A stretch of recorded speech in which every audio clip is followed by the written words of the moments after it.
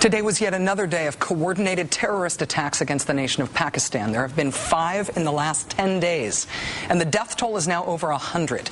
The Taliban attackers are not just picking off easy targets either. Over the weekend, they attacked the country's army headquarters. Today, they attacked the training headquarters of Pakistan's most elite anti-terrorist police commando unit. The recruits from this unit wear black T-shirts that say "No Fear" on the back of them. They're often shown off as bodyguards to visiting foreign delegations. The attacks come as America's strategy in fighting the Taliban is being boiled down on the nation's front pages to a question of how many troops we're putting on the ground in the country next door to Pakistan, Afghanistan, where we have doubled our troops in the past year, and where some reports indicate that the president is being asked to consider doubling that number yet again in this year 9 of America's war there. Joining us now from Istanbul is the reporter whose lengthy profile of America's top commander in Iraq and the challenges that face him there is the cover story of the New York Times Sunday magazine this weekend. He's also the author of The Forever War, Dexter Filkins. Mr. Filkins, thank you for staying up into the middle of the night to be with us. Thanks very much.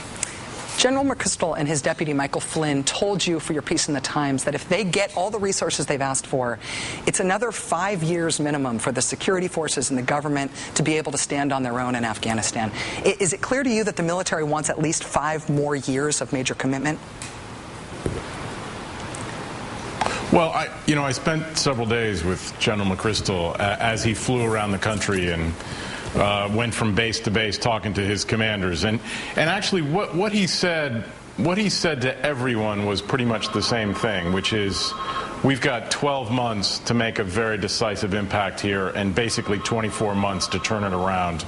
And so I think they'd say on top of that, yeah, they envision, if they get everything they want, that it would take several more years.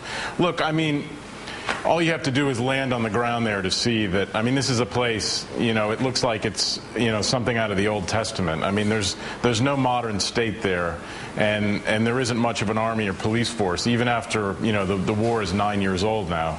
And so all those things have to be built if we're to leave the place functioning, and if we're going to leave a place that can stand on its own.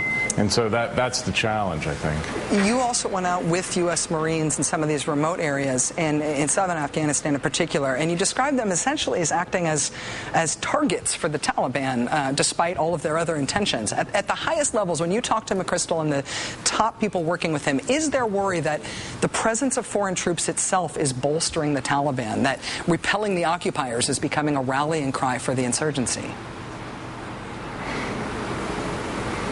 Well, it's like everything in life. It's pretty complex, and I was in Helmand Province with the Marines, and it's a very, very tough place. I mean, we were in a village called Mian Poshte, and there's no electricity, no phones, no hospitals, no schools, no roads. There's nothing. But you go into these villages, and the picture that I got, and it was mixed, but was that the villagers, the Afghans themselves are kind of caught in the middle. They've got the Taliban kind of breathing down their neck, and then they've got American soldiers coming by saying, "Hi, we want to help."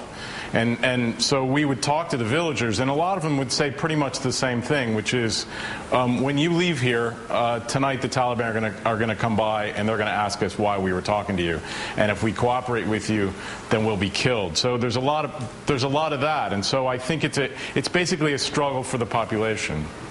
This White House has been careful to describe its goals in Afghanistan as defeating al-Qaeda specifically. Does al-Qaeda factor into the strategic decisions that our military is making about how to fight in Afghanistan? Do they see themselves in any way as fighting al-Qaeda? There's not very many al-Qaeda in Afghanistan anymore. They're all across the border, right across the border in Pakistan. But of course, the reason why al-Qaeda is in Pakistan is because they got chased out of Afghanistan. And so I think ultimately the concern is that if the Americans pack up and leave Afghanistan, then al-Qaeda would just come right back, and that the most effective way, I mean, this is what the generals would say, that the most effective way to fight al-Qaeda is to build a state, to build an Afghan state that can basically keep them out. But to answer your question, no. They're fighting the Taliban. The Taliban are almost entirely Afghan. They have their sanctuaries on the other side of the border, but it's basically an Afghan phenomenon and an Afghan war. Dexter Filkins, New York Times correspondent, whose article Stanley McChrystal's Long War is the cover story in this Sunday's New York Times Magazine. Dexter, thank you so much for your time tonight. It's great to have you on the show. Thank you. Thanks a lot.